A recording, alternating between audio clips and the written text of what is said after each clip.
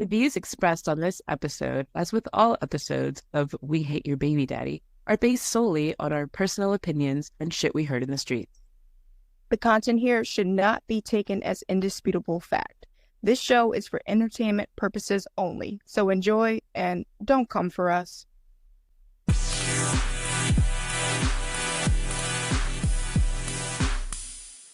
Welcome back to another episode of We Hate Your Baby Daddy. This is actually our first episode of the new year, 2024. And unfortunately, Dee is not here today. As I mentioned in past episodes, we are baby mamas. We have kids, we're very busy, but she will be in the next episode. So today it's just going to be the solo act, but actually, I do have some special news about today's episode. It's actually our very first video episode. Hey, thanks for tuning in. So depending on what platform you're listening to this show today, you should be able to see me. Hi. But if you're just listening and not seeing the video, let me tell you, you're not missing anything. But actually, my boyfriend, who I've mentioned tons and tons of times, he upgraded us for Christmas. So he got microphones for me and Dee, and we set up this backdrop because I have a really creepy, like, Buffalo Bill type of basement. And I set up like a recording studio in the basement, but it was still very creepy. So I was like, babe, I need a backdrop. So he's like, I got you. And we set up like a kind of like fairy forest looking kind of backdrop. So it doesn't look like I'm going to ask you to put the lotion in the basket. But anyway, this is me. I'm Brie. Hi. So anyway, thanks for tuning in. About the holidays, so we'll probably get more in depth with that when Dee is here, because we both had some experiences over the holidays that we want to share. So when she's back next week, we will discuss that. But I mean, my holiday overall was great. I usually don't even celebrate Christmas, but it was my first Christmas with my boyfriend. And, you know, my last Christmas with my daughter, she was an infant, so she wasn't even awake. But this time she was awake. She was one, and she was just ripping open presents and playing with the paper. And she got a bubble machine from my boyfriend, and she was just screaming, having the time of her life. It was the cutest thing. And the Christmas itself was like romantic. I mean, we set up mistletoe. I didn't even know holidays could be romantic. Like, I've seen the Hallmark movies, you know, but I just assumed this like silly Hallmark movies. But my Christmas was actually sweet and romantic, and my New Year's was also like a lot of fun. So I had a really great time. The only baby daddy bullshit I really had to deal with was my baby daddy drunky crashy. He made a brief appearance where he was very rude to my brother, and then he fucked off, thankfully. He was dropping off my daughter, and then he just fucked off back home. But otherwise, yeah, it was a nice holiday. So moving right along, today, as you could probably see from the episode title, we are going to talk about Stephen Hawking. So let's go ahead and jump into the episode.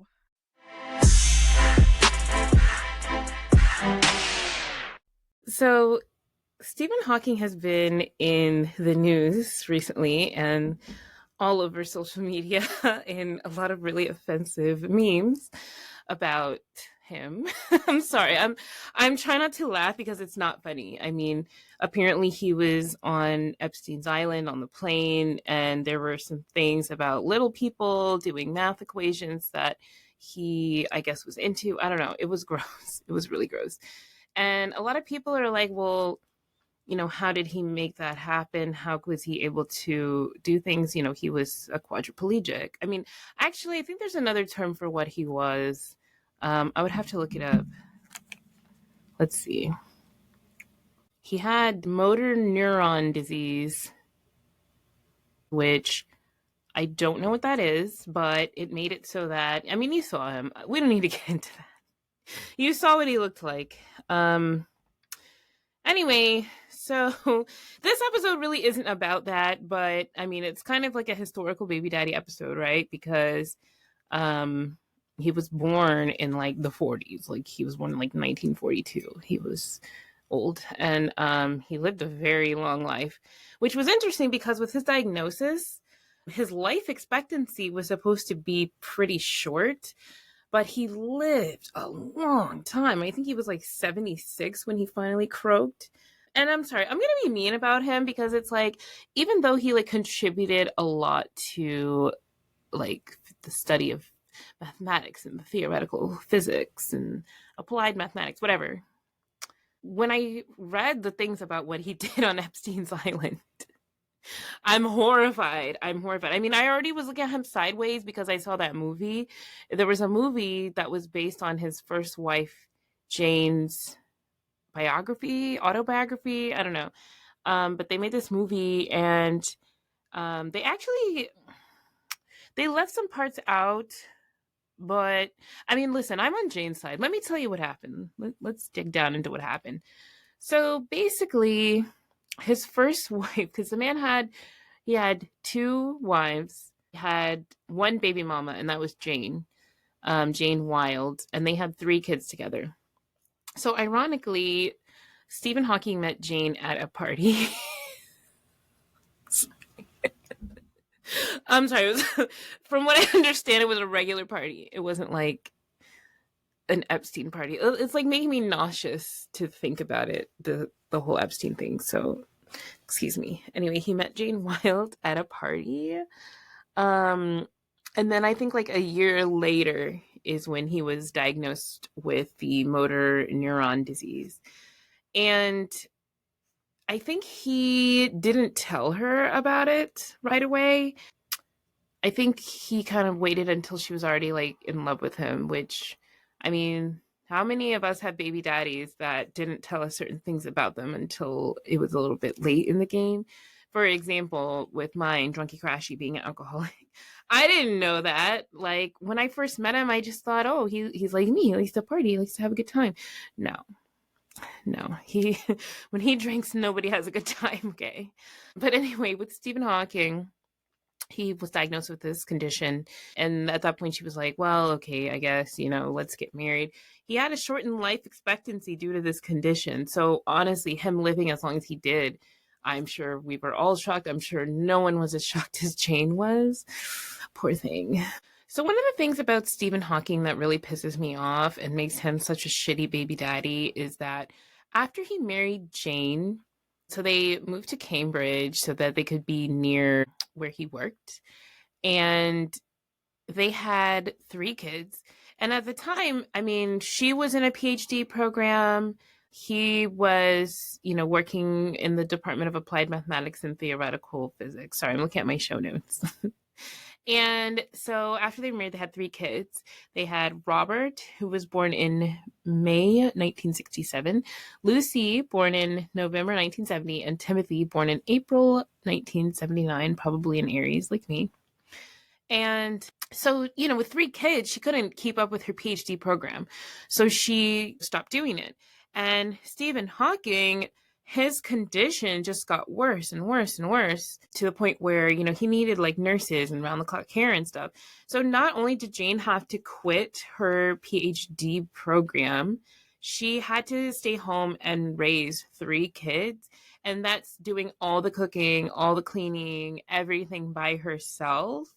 And one could also argue, like, bitch, why'd you have 3 kids with this nigga? Like, he clearly is dying of this condition that he might pass down your kids, but whatever. Again, he kind of baby trapped her. She was in love, and I guess they kind of popped those kids out before the condition got to the point where, we millennials would have only known him as wheelchair Stephen Hawking. Hold on a second. So we would have known him as, like, push me and then just touch me till I can get my satisfaction. I'm sorry, that's messed up. I mean, it's not really, because again, read the stuff from Epstein, like that whole island thing, and then you will see what I mean. Like, he was trash, evil trash, like gross. I don't even, again, I don't want to get into it. But anyway, so he made her stay home and raise the kids completely by herself. And I don't really respect that he kind of put that on her, but I digress. So anyway, the interesting thing about Jane Wilde, so she was kind of a bad bitch. And I love the fact that her last name is Wilde because she did some wild shit. Around 1977, December of 1977, she met a man, a church man. She liked to sing. That was one of her hobbies. She joined the church choir, and she met a man. His name was Jonathan Jones. She probably called him JJ. Like, oh, hey, JJ, you want to sing together? I mean, that's what I would have done. But anyway, they kind of fell in love. I mean, she had 3 kids with her husband who couldn't help, and he's like dying, but who knows when. Is it going to be tomorrow? Is it going to be 70 years from now? They had no idea. So she fell in love with this man, and apparently she let him know, I'm married, but he's at the point now where, we can't do anything. It's not a marriage. So Jonathan was like, as most men would do in that situation, like, okay. But I mean, they were friends, allegedly. allegedly. They were friends for like a long time before they decided to hook up. I'm so sorry, because the things that are confusing about this, it's like, so, she is cheating on him. And then, I mean, so this was around the 80s when this was going down. And I don't really know exactly when Stephen Hawking was on Epstein Island, but it's like, I mean, you could say she was bad for cheating, but the things he was obviously doing were so much worse. I don't know at what point, because none of it obviously is mentioned. Nobody says in any of his memoirs or his histories anything that he got on this man's plane and was doing the nasty with like midgets and stuff. I'm sorry. Is that ableist? Little people is, I think, what they like to be called. I just watched the Natalia Grace documentary, and they referred to themselves as little people, so that's what I'm going to go with. But that's not mentioned in anybody's autobiography about him even knowing Epstein. So I don't know when he was doing that, but I support her cheating. I support women's rights and wrongs. Okay. Anyway, so she was seeing him for quite some time. And I think in like the mid 80s, he had a tracheotomy, which is like that whole trachea thing. And he had to have like round the clock nurse care. And one of the nurses, ironically, Stephen Hawking cheated on his wife, Jane, with Elaine Mason, who is one of his nurses. And I mean, they grew close. She was taking care of him. And this guy, that's all he wanted his whole life, I guess, was to be taken care of by a bunch of bitches. I mean, and that was his whole life, right? Until death, he was being taken care of by bitches. So anyway, so he actually wrote a letter to Jane. I don't know where he was at the time. I think they got into like a fight at an event or something. I read that in something when I was doing the research for this episode. But they got into this big argument, and then he wrote a letter saying, you know what, this marriage is done. Fuck you, I'm marrying Elaine. Like, and they got divorced. And Jane made a memoir, and then they turned that memoir into a book. And Stephen Hawking, who never discussed his public life, you know what he said about the book that his first wife wrote?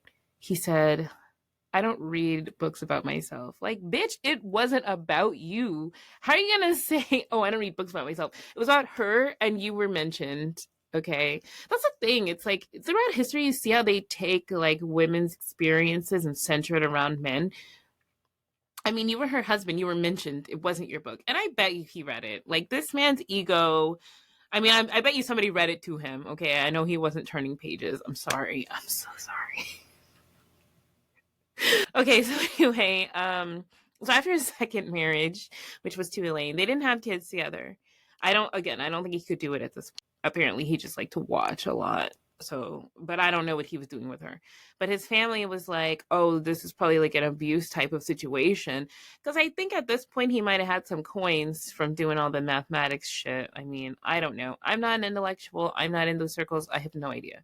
But they thought that she was like abusing him. And so they called like the police to do like a welfare check, and they checked, and he could, hold on, let me get he was like, I'm fine, leave me alone. I'm sorry. So they couldn't do anything. I mean, he was an adult. He was capable of typing that message out, and they had to leave him alone. But then eventually the marriage with Elaine fell apart, which, who didn't see that coming? I mean, I don't know what her motive was. I really don't. I can't say that she was gold digging. I don't really even know if he had any gold. I don't know about his finances. He was a notoriously private person. But I mean, if he was hanging out with Epstein, he probably had something. But who knows? I won't speculate. But they got divorced. So they married in like the late 90s, early 2000s, and then got divorced in the mid 2000s in 2006. And so after that, then Steven decides, well, I guess I like my kids and stuff, so I'll go like hang out with them, I guess. And at this point, he has grandchildren. So not only was he a deadbeat baby daddy, he was a deadbeat grandbaby daddy, which that's not one that comes up on this show a lot. I mean, that's generations of deadbeatness from one man.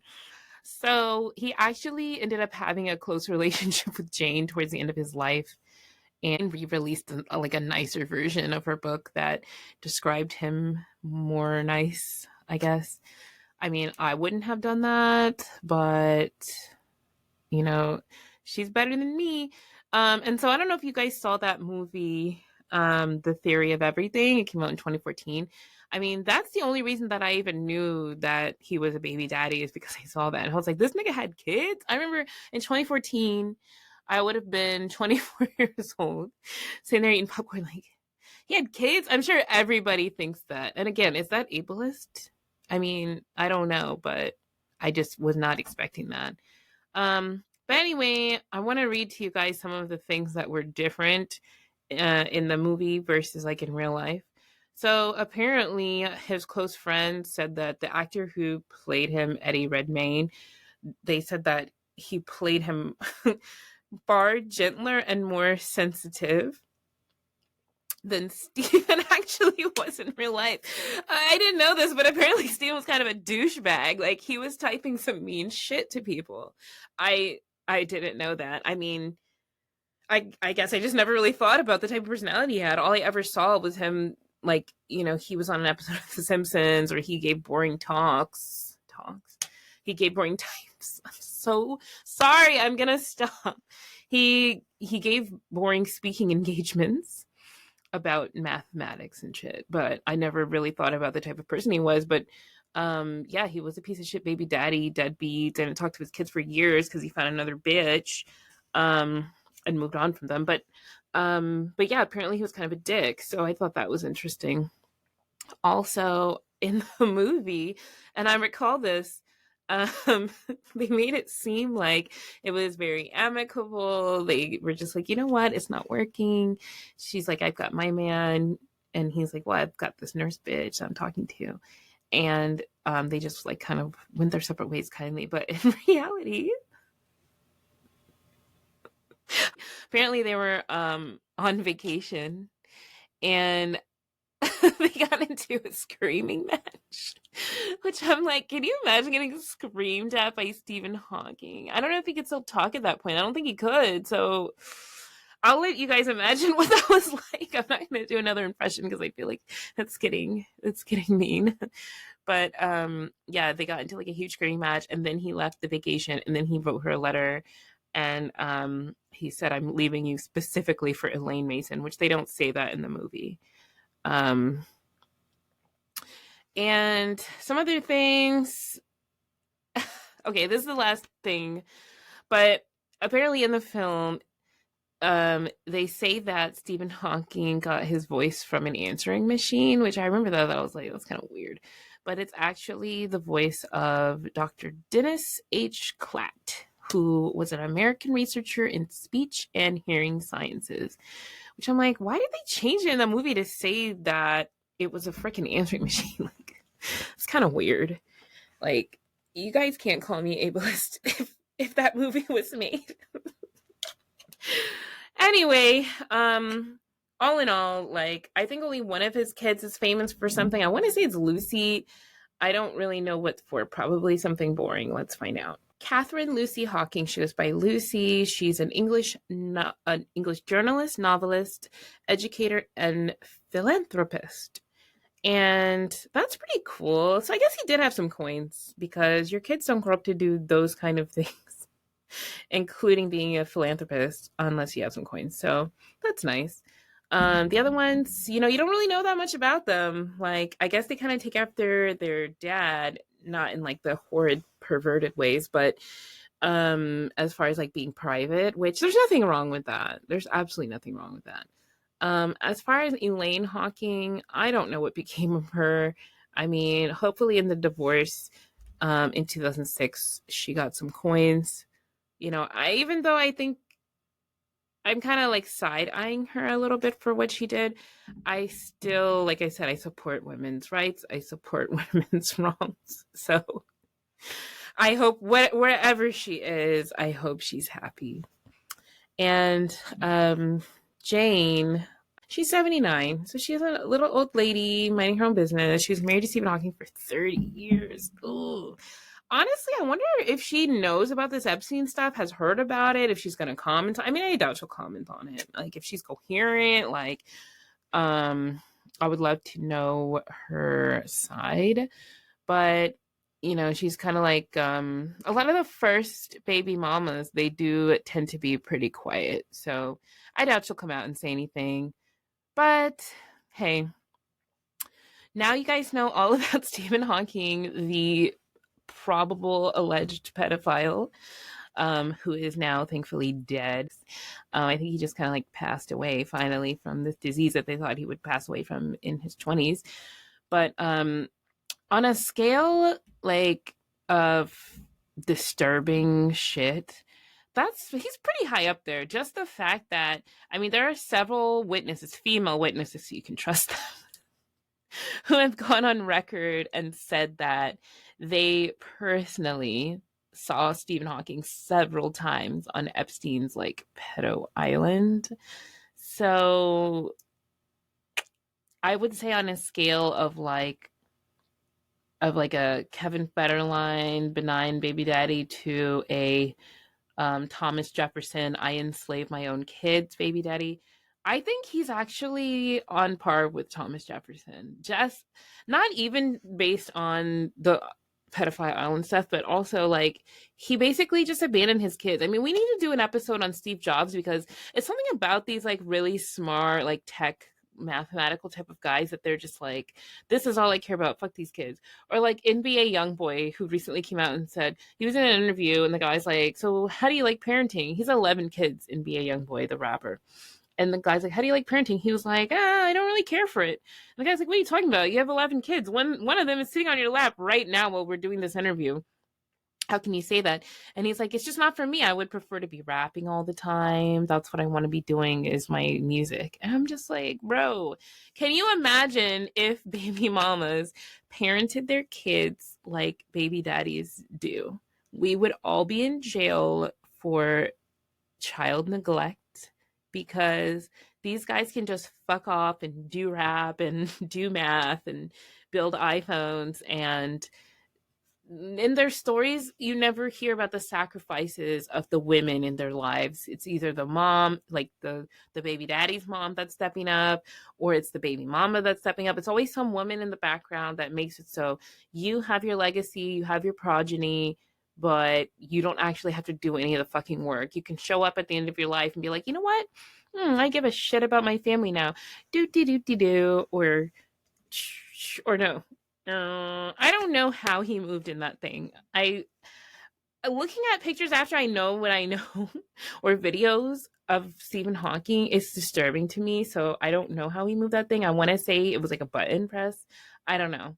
But regardless, they just get to doodly doodly do, walk back into their kids' lives like nothing ever happened and act like super dad. I'm sure he bought a bunch of presents. Like, that's what they do. But regardless, he is thankfully dead, just like Thomas Jefferson. So he cannot harm anybody anymore. And that is our episode, our first video episode. Please let me know what you think. Feel free to comment, only nice comments. And also, when Dee gets her equipment set up, she's going to be in the video too. And she's the hot one. So, so that'll be a really nice episode. Like, I'm really excited for that. But yes, thank you so much for listening. And please leave us a review. You can leave comments because we're on YouTube now too. So this video will appear on YouTube. You can leave comments. You can be like, hey, Brie, love your hair. Love the show. Keep going. You can also get our tote bag, which is still available. And you can follow us on Instagram at whybabydaddypod. So actually Instagram, YouTube, Twitter /X, and TikTok are all Why Baby Daddy Pod.